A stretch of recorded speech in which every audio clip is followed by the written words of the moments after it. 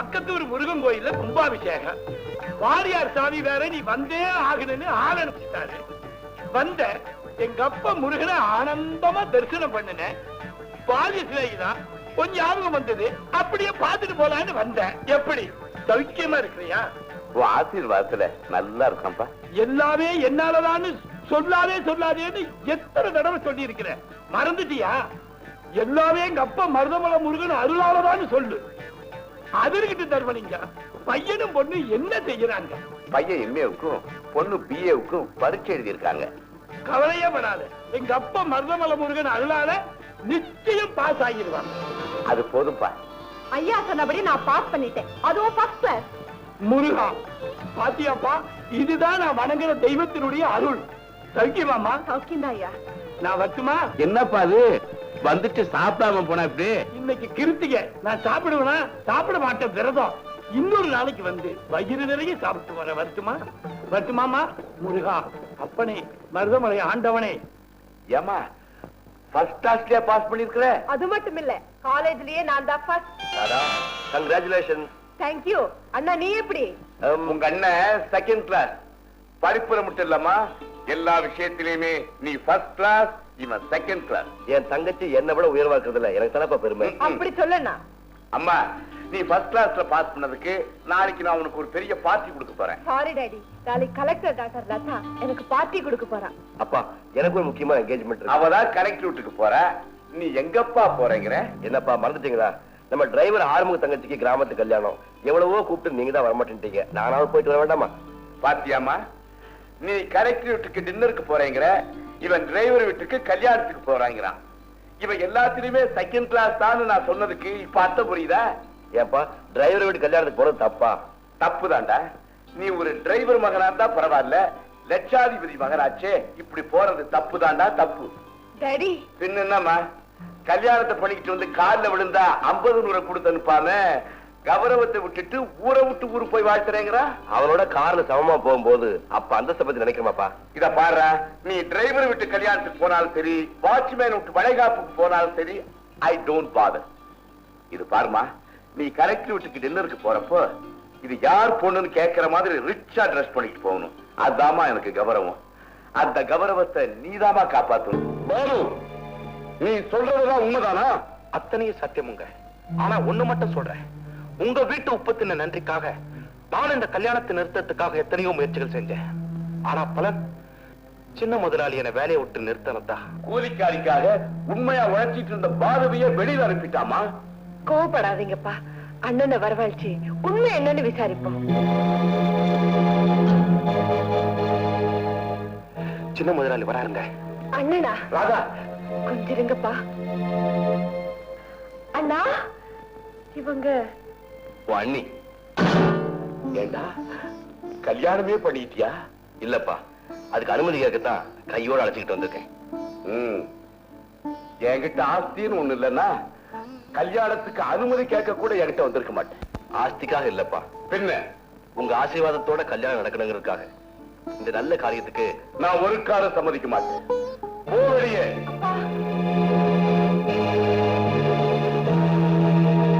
ஏண்டா என் கௌரவத்தை தான் உன்னால காப்பாற்ற முடியல. இப்படி ஒருத்தி அழைச்சிக்கிட்டு வந்து இருக்கிற கௌரவத்தையும் கெடுக்கலான்னு பாக்குறியா? முதலாளி, உங்க மகன் செஞ்சிருக்கிற காரியம் சமூகத்துல உங்க அந்தஸ்தையும் கௌரவத்தையும் வசத்துமே தவிர கெடுக்காதுங்க. என்ன சொல்ற? வசதியான பெண்கள் எல்லாம் விட்டுட்டு வயக்காட்டுல வேலை செஞ்சுக்கிட்டு இருந்த ஒரு ஏழை பெண்ணை மருமகளா ஏத்துக்கிட்டதுக்காக எம்மாதிரி அந்தஸ்துல உள்ள எத்தனையோ பேர் உங்களை வாயார வாழ்த்துவாங்கன்னு சொல்றேன்.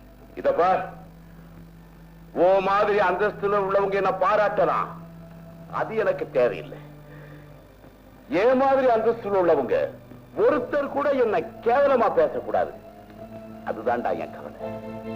அப்பா முதலாளி, இந்த கூலிக்கார கழுதைக்கு இந்த வேலைக்கார கழுதை வக்காலத்தா? இந்த கழுதைகளோட சேர்ந்து போய் ஏதாவது குட்டி செவர்ல மோதிக்க போட. நாங்க கழுதைங்கதான் எஜமா. ஏன்னா தீனி போடுறவன் எவ்வளவு சுமையேற்றி வச்சாலும் அழுக்காம சலிக்காம அது சுமக்கும். உழைப்புக்கும் விசுவாசத்துக்கும் பேர் போன அந்த இனத்தோட எங்களை சேர்த்தீங்க பாருங்க, ரொம்ப நன்றி. தம்பி நீங்க வாங்க, உங்க கல்யாணத்தை ஜாம் ஜாம் நான் நடத்தி வைக்கிறேன். யோசனை பண்ணாதீங்க தம்பி, புறப்படுங்க. வர முதலாளி. அப்பா இல்லடா, தர்மலிங்க தான் பையனை பிச்சைக்கார மாதிரி வீட்டை விட்டு விரட்டிட்டான்னு 4 பேர் கேவலமா பேசுவாங்க. அதனால என் கிராமத்து எஸ்டேட்டை நீயே எடுத்துக்க. போடா. அப்பா அண்ணனை கூப்பிடுங்கப்பா. அப்பா உள்ள போ. அண்ணனே உள்ள போ.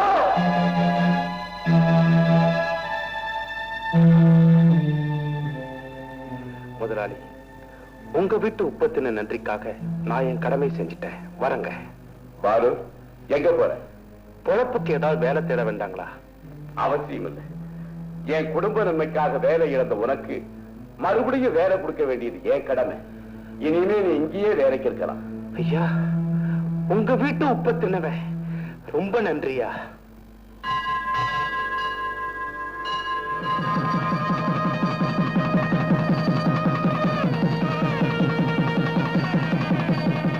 எங்க 2 பேரும் ஆசீர்வாதம் பண்ணுங்க. தம்பி, என்னங்க என் காலில் விழுந்துருக்கு?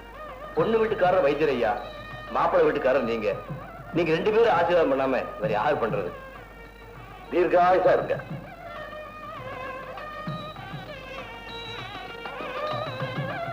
ஆமா, இவங்க 2 பேருக்கு கல்யாணம் முடிச்சு போச்சே. இவங்க தான் நாம எங்க குறி வைக்க போறோம்? ஆமா. என்ன ஆமா? தம்பி, உங்க அபிப்பிராயம்? அத பத்தி இனிமேதாங்க முடிவு பண்ணணும். அத கூட முடிவு பண்ணாம என் பொண்ணு கழுத்துல தாலி கட்டிட்டீங்களா? சரி விடுங்க, என் வீடு இருக்கவே இருக்கு. இதுக்கு நான் சம்மதிக்க மாட்டேன். இதுக்கு சம்மதிக்கலன்னா அப்ப உங்க வீட்டுல தங்கலான்றீங்களா? அதுக்கு நான் சம்மதிக்க மாட்டேன். வேண்டாம். 2 பேருமே வேண்டாம்னா வேற எங்க தான் தங்குறது? மாப்பிள்ளை அவங்க பண்ணையில் இருக்கிற பங்களாவில் தான் தங்கணும். ஆஹா, சம்பந்தி, அருமையான யோசனை, அருமையான யோசனை. வசதியான இடம்.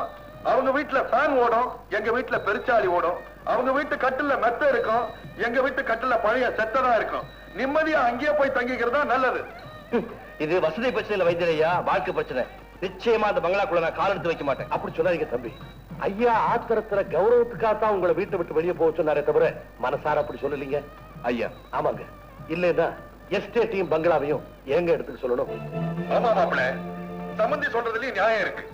இப்போ உங்க அப்பாவுடைய கோபத்தை மறந்து பாசத்துக்கு முதலிடம் கொடுத்து நீங்க 2 பேருமே அங்க போய் இருக்கிறது தான் நல்லதுன்னு இங்க இருக்கிற எல்லாருமே நினைக்கிறாங்க.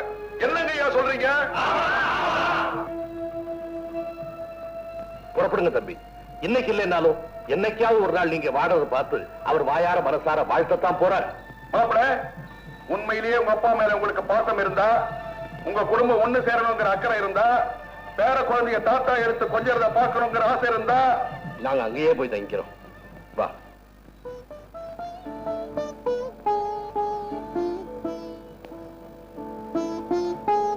அப்பா சொல்றேன்னு தப்பா நினைக்காதீங்க.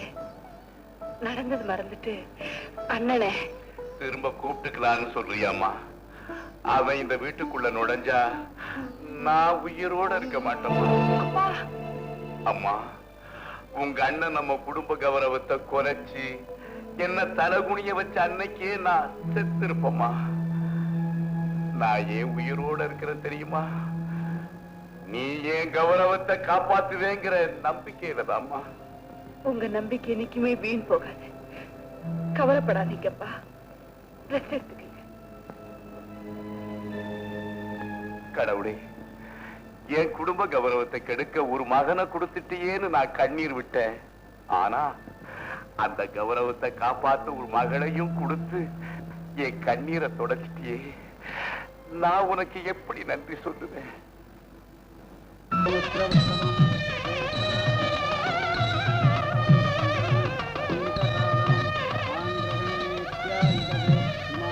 நில்லுடா, போவடியே. அப்பா, உன்னால இழந்த கௌரவம் உன் தங்கச்சியால திரும்பி வந்துகிட்டு இருக்குது. இந்த காட்சியை நீ வீட்டுக்குள்ள நின்று பார்க்கறதுக்கு யோகிதை இல்ல, வெளியில நின்னே பாரு.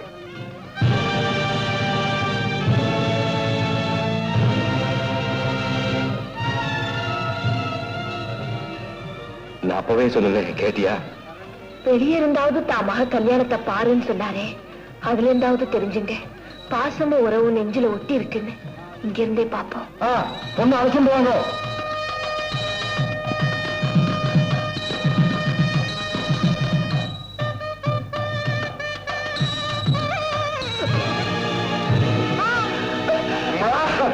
ராதா, ராதா, தங்கச்சி ஏன் கீழே வந்துருச்சு? ஒண்ணும் பயப்படாதீங்க. பூ வாசனையும் புகை நாத்தமும் புது பொண்ணுக்கு தலையை சுத்தி இருக்கும். My God! மாப்பிள்ள, என்னங்க நீங்க மாமனார் ஆக முன்னாடியே தாத்தா ஆக போறீங்க. மாப்பிள்ள, என்னங்க சொல்றீங்க? உங்க மக கர்ப்பமா இருக்கு. ராதா! அப்பா அப்பா அப்பா அப்பா அப்பா அப்பா அம்மா, நீ ஏழைகிற ஒரே காரணத்துக்காக உன்னை மருமகளா ஏத்துக்கிட்டா என் குடும்ப கௌரவம் போயிடுமோன்னு உன்னை வீட்டை விட்டு வெளியில அனுப்புனேன். ஆனா எந்த மகையன் குடும்ப கௌரவத்தை காப்பாத்துவான்னு நினைச்சனோ அவ கல்யாணத்துக்கு முன்னையே கர்ப்பமா வந்து என் குடும்ப கௌரவத்தை குழி தோண்டி புதைச்சிட்டா. நீங்க 2 பேரும் என்ன மன்னிச்சிடுங்க. கவலைப்படாதீங்கப்பா. இந்த அவமானத்துக்கு யார் காரணமோ அவனை கண்டுபிடிச்சு ராதாவை வாழ வச்சு உங்க கௌரவத்தை நான் காப்பாத்துறேன்பா. உடனே வக்கீலுக்கு போன் பண்ணு.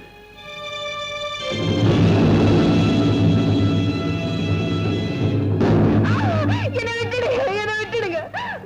நீயா? ஆமாமா, கல்யாண வீட்டுல இருந்து நீங்க வேகமா வெளியேறினதையும் வெல் பிடிச்ச மாதிரி ஓடி வந்ததையும் பார்த்துதான் நானும் பின்னாலேயே ஓடி வந்தேன். நான் பயந்த மாதிரியே நடந்து போச்சு. ஆமாமா. வரமாட்டேன். வாழவே கூடாது. என்ன விட்டுடுங்க. முடியாதம்மா. உங்க வயிற்றுல வளர்ற குழந்தைக்கு யார் காரணம் மட்டும் சொல்லுங்க. உங்க வீட்டு உப்பத்தின நன்றிக்காக என் உயிரை கொடுத்து அவனை கொண்டு வந்து சேர்க்கிறேன். ஹோட்டல் என்ன விட்டுட்டு போனியே, அன்னைக்கு நான் மயங்கி விழுந்துட்டேன். அப்ப இருந்துதான் எனக்குள்ள ஏதோ ஒரு மாற்றம் ஏற்பட்டுடுச்சு. அதுக்கு மேல எனக்கு எதுவுமே தெரியாது பாலு. அன்னைக்கு பார்த்தா அந்த பாய் உங்களை தனியா விட்டுட்டு போகணும். ஆல்ரைட், போனது போகட்டும். புறப்படுங்க என்னோட. வேண்டாம். என் வயித்துல வளர்ற கருவுக்கு யார் காரணம்னு கேட்டா நான் என்ன பதில் சொல்றது? நான் தான் சொல்லுங்க. பாலு, இதை நான் சொல்லலமா. உங்க வீட்டு உப்பத்தின் இந்த நாக்கு சொல்லுது. உங்க குடும்பத்துக்கு நன்றி கடன் பட்டிருக்க இந்த நாய் சொல்லுது. அதுக்காக இப்படி ஒரு தியாகத்தை செய்யணுமா? இது தியாகம் இல்லமா, கடமை. அதை நிறைவேற்றுறதுக்காக தான் தாலியோட வந்திருக்கேன். மறுக்காதீங்க.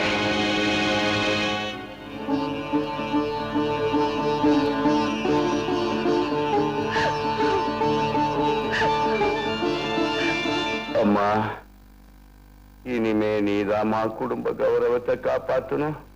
என்னப்பா அது? எல்லா சொத்துக்களும் எனக்கும் என் சந்ததிக்கும் தான் சேரணும் எழுதிருக்கீங்க. தங்கச்சிக்கு இனிமே நான் அவளுக்கு அப்பனும் இல்ல, அவ எனக்கு மகளும் இல்ல. அப்பா,